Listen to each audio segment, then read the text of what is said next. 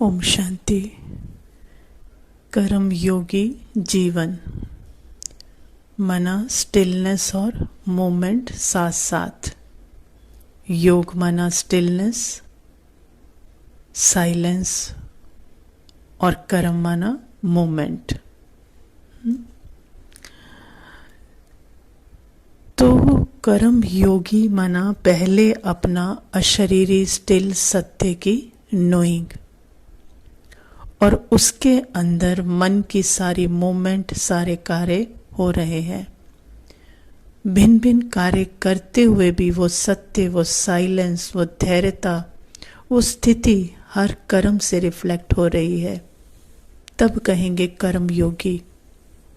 ऐसा नहीं कि योग कर रहे हैं मीन्स स्टिलनेस है तो मूवमेंट नहीं हो सकती। अब खाली स्टिलनेस और मूवमेंट हो रही है तो योग नहीं हो सकता।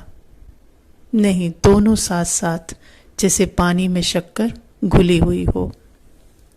तो हर कर्म करने से पहले योग माना अपना वो अशरीरी, निराकार, असोचता, निरसंकल्प सत्य पता हो। मैं मेरा लगाकर अगर कर्म कर रहे हैं और फिर योग लगाने अलग से बैठ रहे हैं तो वो कर्म योगी नहीं, वो तो कर्मचारी हो गए ना जैसे। और फिर कर्म लगाने का भी कर्म कर रहे हैं। वो बाबा जब शुरू शुरू में माइंड बॉडी ही समझकर खुद को बैठे हैं तो बाबा ये सब कराते हैं, लेकिन करवाते करवाते अब बाबा क्या समझा रहे कि बच्चे अब कर्म योगी जीवन, जीवन माना ये माइंड का जो संकल्पों, फीलिंग, इमोशंस का, सेंसेशन का जो जीवन चल रहा है, वो सब चलते हुए भी अपना निराकार, वो स्टिल सत्य पता हो। तो जैसे किसी भी सीन में एंटर कर रहे तो किसी को समझाने या ठीक करने या महिमा लेने के लिए सीन में एंटर नहीं कर रहे, बस अपनी चेकिंग के लिए कि कुछ भी करते कोई फीलिंग, कोई संस्कार के अंदर मिक्स नहीं हो जाना। मिक्स नहीं हो जाना मीन्स उसको मैं मेरा नहीं लगाना। योग पर अटेंशन, कर्म पर अटेंशन नहीं। कैसे?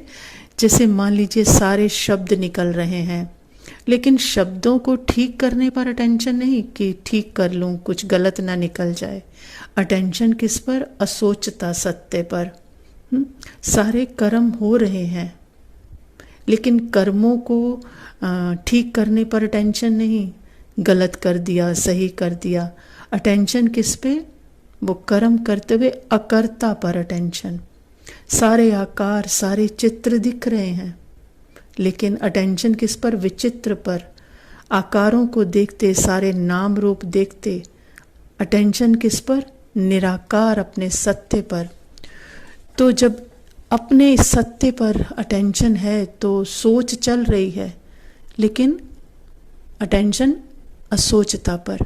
तो जब सोच मैं नहीं तो फीलिंग भी जो आएगी वो भी मैं नहीं, जो जजमेंट आएगी वो भी मैं नहीं, फिर जो डूइंग करेंगे, कर्म है, वो भी मैं नहीं, तो फिर भोगने वाली भी मैं नहीं, है ना।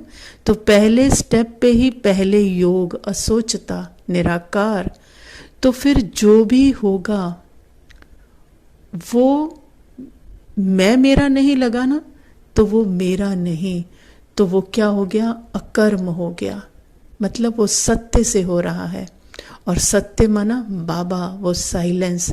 तो ऑटोमेटिकली वो हर कर्म क्या हो रहा है? श्रेष्ठ ही हो रहा है। उसको श्रेष्ठ करने की दरकार नहीं है, वो आपे ही श्रेष्ठ हो रहा है। तो इसको बाबा कहते हैं कर्म योग। मतलब सारे अनुभव हो रहे हैं, लेकिन सारे अनुभवों के पीछे वो साइलेंस, जैसे कहते हैं ना स्क्रीन है और स्क्रीन के ऊपर सारी मूवमेंट चल रही है, लेकिन मूवमेंट चल रही किस वजह से चल रही है? क्योंकि पीछे स्क्रीन है, वो स्टिलनेस है। तो ये नोइंग।